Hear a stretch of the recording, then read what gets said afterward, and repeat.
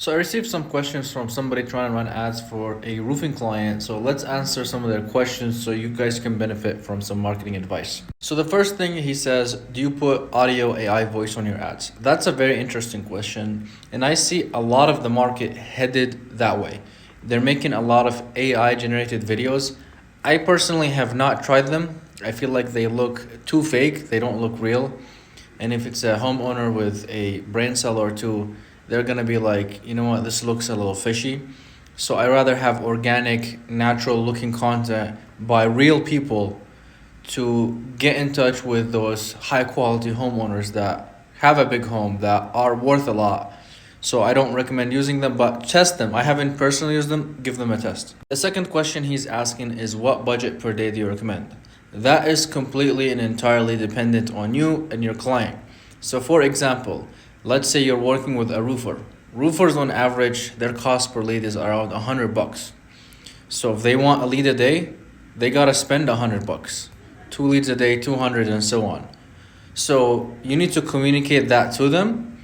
Once you run the campaign, you figure out what your cost per lead is. Then it's a matter of saying, well, if my cost per lead is $50, $100, whatever it might be, how many do I want per day? Do you prefer videos or pictures? It really entirely depends on what kind of video and what kind of picture you're using. I've had clients do way better with pictures, and as soon as I ask them to make videos and we test the videos, they underperform, and pictures do a lot better for them. I have other clients who are like literally the exact opposite. They do a lot better with video, and then whenever we use pictures, it's different.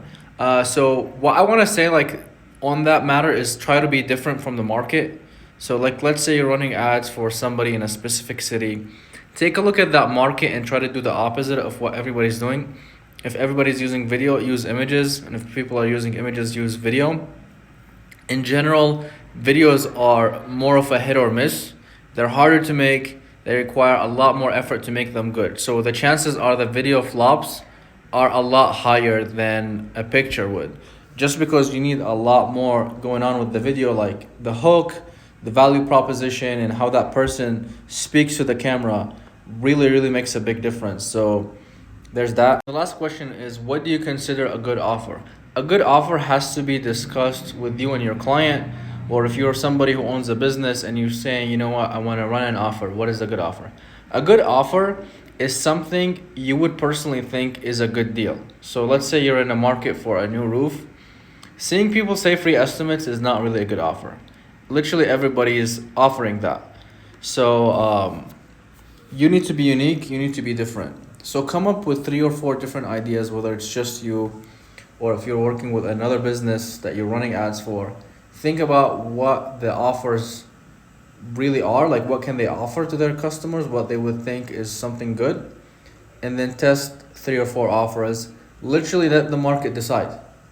You run 4 offers, they will have different cost per leads, and then just see which one has the lowest cost per lead, which one scales better. So that's my thought on offers. I hope this was helpful.